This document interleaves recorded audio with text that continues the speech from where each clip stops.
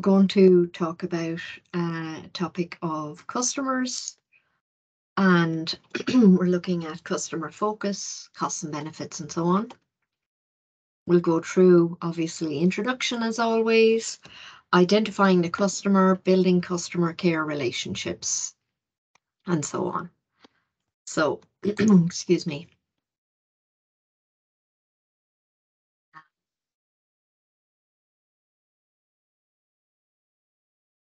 Oh, I just make that a little bigger so you can see it. Okay, so as we have said many times, successful organizations focus on the customer. They work to satisfy the customer with the right product at the right time, place, the right price, and in the right manner. So we can see how we can get the 4 Ps in there with that definition.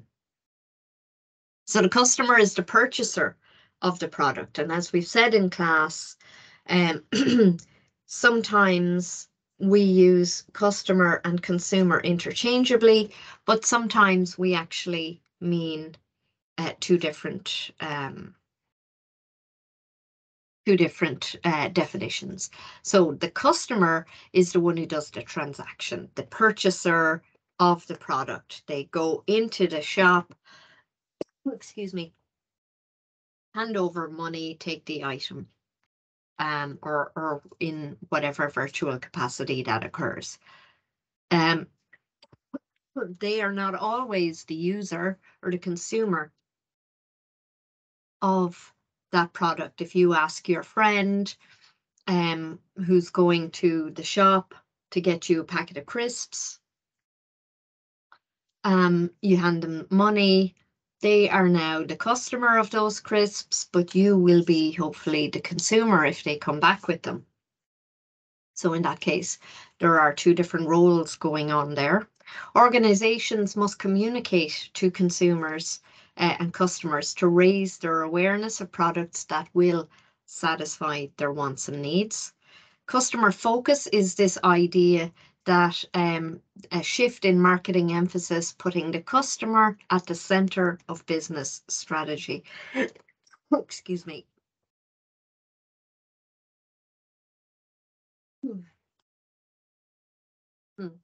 Typical when I start recording. Excuse me. So marketing myopia is a term you may come across sometimes when you're reading in books and obviously online. This is the idea where sellers confuse wants and needs. So they have this narrow focus. Myopia, people who have a condition in their eyes called myopia have tunnel vision. All they can see is straight ahead and they can't see the big picture. So in this case, it refers to people who are not looking at the big picture and they just zero in on what they think they should be doing.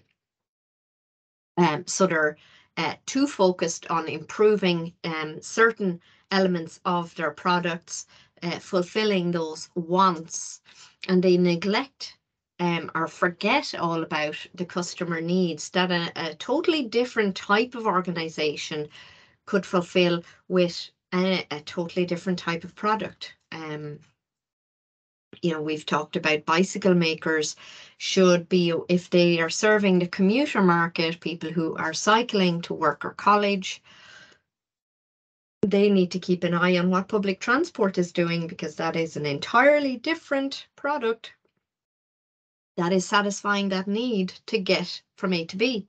If public transport is suddenly free or suddenly wonderful, people will stop cycling, stop buying new bikes, and start traveling by public transport.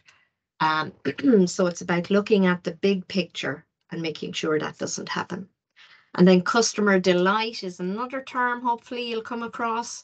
And this is going beyond customer satisfaction. And it's the goal for every business aiming for a long-term sustainable competitive advantage. something that gives us an advantage over the competition. That's a competitive advantage. And we're always looking in the long term if we're in a marketing orientation, as we've said many times. So we're aiming for customer loyalty. And if customers are satisfied, they might buy again from the same seller. So they might buy the next time they need that type of product, they'll buy it again from us. Or if they need more of it, or upgrade to, if they're buying our silver version, bronze and silver, if we have, let's say, 3 levels of service or product that we're offering, gold, silver and bronze, and they've already tried and liked our bronze, and maybe they'll upgrade to silver or gold. So they'll branch out, maybe look at the other products that we offer in different product ranges and buy those. And hopefully they will also advise friends to buy from us. And if friends are looking for recommendations, they will pass our names along. So customer loyalty is promoted, achieved, or enhanced by launching specific initiatives aimed at engaging customers in loyalty schemes. So all kinds of club cards, coffee shops have stamps. You get 10 stamps or 9 stamps, the 10th coffee is free, all that kind of thing. Creating customer proposition that customers feel they can't refuse. So the Tesco supermarket from time to time offers 5 cent or 10 cent off per litre of petrol or diesel when you spend over a certain amount, usually 50 or 100. And so that is, with the price of petrol and diesel these days, that's an offer that people can't refuse. Engaging in dialogue, engaging customers. So obviously we do this mostly through our social media networks that we are on, and hopefully if we have done our proper research, we're not using the social media we like, we're using the social media our customers like and spend time on. And so they will build that connection, that affinity with our brand. So it's far more costly to convert a non-customer, a non-buyer, somebody who has never used our items, our brand before, into a buyer, than to turn an occasional buyer into a frequent buyer. If they're an occasional buyer, it means they already know what our product is. They already like it because they're not just a one-time buyer, they're an occasional buyer. So they have come back to us from time to time. Maybe they forget in between and then buy after a while, or they try different brands and come back around in some kind of rotation. But so it's much easier to get those people to move into being a more frequent buyer, because this type of buyer doesn't need to be persuaded to try the product. As I said, they're already occasionally buying it from time to time, so they know what it is and everything. They don't need to be tempted by special deals. Again, we know they like it to some degree because they're not just a one-time buyer. They are coming back to us from time to time. So clearly they are satisfied by it.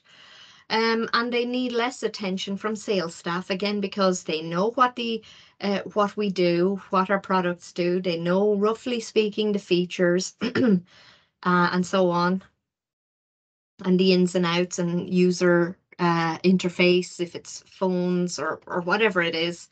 They have a broad knowledge of the product category. And maybe if it's business to business selling, they're already set up as a buyer on our system, and that for new customers is often a very lengthy and complicated process to get a credit account set up, because usually business to business, they will have maybe 3 or 6 months credit afforded to them as well. So then that's effectively all the financial documentation required, like getting a loan and so on, company verification, documentation, all that sort of thing. Now, customer retention is important because the cost of acquiring the new business is significant and can include advertising, salespeople time, credit checks, agent commission, and initial discounts. Obviously, it depends on the product category, which of these comes into play more than others. So they're all the costs that the above customer don't incur, and that's why it's far more attractive to retain our customers and do everything we can to keep our customers and try and get them to come back more and more. So marketing orientation is a philosophy of business defining the approach the organization takes and builds excuse me, and methods used to survive and succeed, and so build and maintain competitive advantage. Competitive advantage is created by managing the balance between the costs of and revenue from creating customer value. So what do we mean by customer value? It's in the mind of the customer, what they perceive as the benefit they're getting from obtaining this product or service, and their perceived costs. So it's in their mind. The cost is not just the price. It's not just that number that they hand over in cash or on card. It's the effort. Do they have to drive across town to go to that particular store? Do they have to get 2 buses? Can they do it online? Click, click, boom, it's done. Very easy. How much effort and time and other elements, awkwardness is involved in actually buying that product. So that's all wound up in their perception of what's good value to them. So assessing the impact of marketing orientation, firms who adopt this, what we call market orientation or marketing orientation, they get the marketing concept. They experience improvements in profitability, sales growth, market share, new product success, because if they trust us and like us, they'll try other things that we launch. Perception of product quality, again, they've overall good vibes with our brand, and overall business performance because of all those things. So this is all long-term. It doesn't just happen overnight. Marketing orientation is a very long-term approach, but these are the benefits. And the companies, you look at the top 100 companies in the stock exchange, they are companies typically, if they've been around a long time, they are in a marketing orientation, and that is the key to their success and longevity. So I've alluded to different types of customers. Sometimes we just talk about consumers, or we'll elaborate to private consumers. So these are people, you and me, whoever, buying for your own use or household use. So you could be buying for your flatmates or your family and so on. That scenario earlier where your friend was going to the shop and they got you a packet of crisps, that sort of thing, that's all private consumers. And they are buying consumer products. So all of these are the readily available stuff that we're buying in supermarkets and so on. Excuse me. Organizational customers are the other side of the coin. And they are businesses or not-for-profits or charities or government departments and so on. And so what they're purchasing for are items to use in the operation of their organization or business, stuff to manufacture other products. So it goes into the products, their components or raw materials that will go into the products that they are making, or resale. So wholesaler buys pallet loads of stock and sells box loads. They just basically break down the bulk and they sell by the box to retailers where they buy per pallet. So they're just selling on. Same with the retailer. The retailer is buying box loads of Coke or crisps or chocolate, whatever it is, and selling it to as individual units to the private consumers, and that's where it crosses the line there. So when we're trying to gather the information about our customers, these are various questions that we need to be able to answer with our research. Who is important? So there's an 80-20 rule, the Pareto rule, that's used in many different scenarios. But in this case, we say that perhaps 20% of our lists of customers are buying 80% of our stock. So it's that 20% are the important customers in this entire group. So they're the ones that we should be looking at. We should be looking at the changing trends in what they want and what they are doing with our products and so on. So who is important? That's the first question. What are their choice criteria? What are the criteria? What are the features in our products or other products that help them make their choice? That's what choice criteria means. In their decision process, what are the key features? If you imagine a mobile phone has maybe 100 features, but when people go into the shop to upgrade their phone, they're not going to wait for a salesperson to list all 100 and compare all 100 to between 5 different phones. They're going to select, they're going to ask you what's important to you. What are you doing with the phone? Are you using it to stream? Are you just using it for calls and texting and social media? Or, what else are you doing? What's important? And then they will show you based on screen size or memory or whatever it is that fits what's important to you. When, where and how are they buying? So these are all questions related to the occasion of the purchase. So that can be important depending on, again, the product category involved. The next item is who is making that decision-making process, or who's involved in the decision-making process. In a family scenario, somebody says, oh, why don't we get pizza tonight? There could be lots of people involved. There's more than one person eating the pizza. There could be a gatekeeper, somebody, usually a parent, who can say no. We're calling a halt to that. We've got a casserole in the oven. The buyer is whoever does the transaction, who's ringing up and who's handing over the credit card and so on. The initiator is the person who has come up with the idea, and the influencer may not be eating the pizza, but might have an opinion on which company to go with. They might have heard a positive or negative review from somebody, or have some reason to influence in that case. Obviously, all these roles are more likely in the organizational buying, business customers, when these roles are often different departments. So the buyer is the purchasing department, the user, the user could be any department.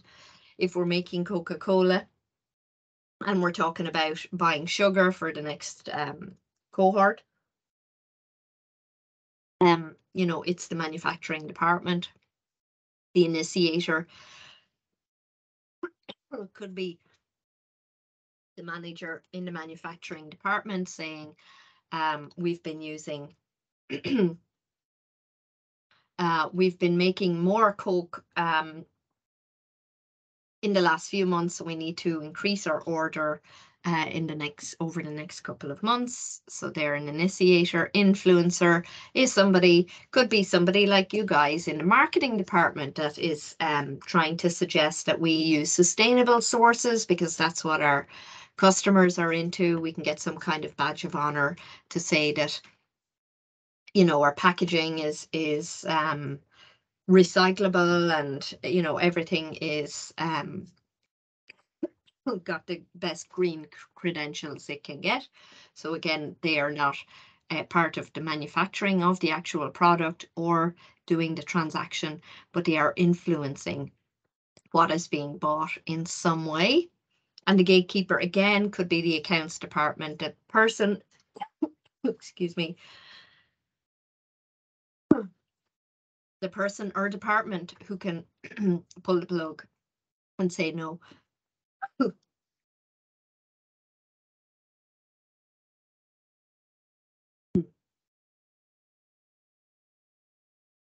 Okay, I'm just going to pause.